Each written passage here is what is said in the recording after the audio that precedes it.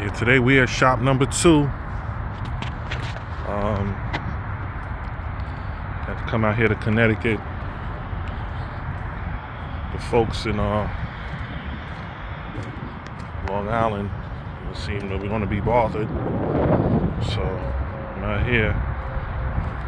They seem a lot more professional, a lot more organized here out the gate. So let's see what happens. Hopefully it get me back on the road with no lights on the dashboard, man. That's my main thing.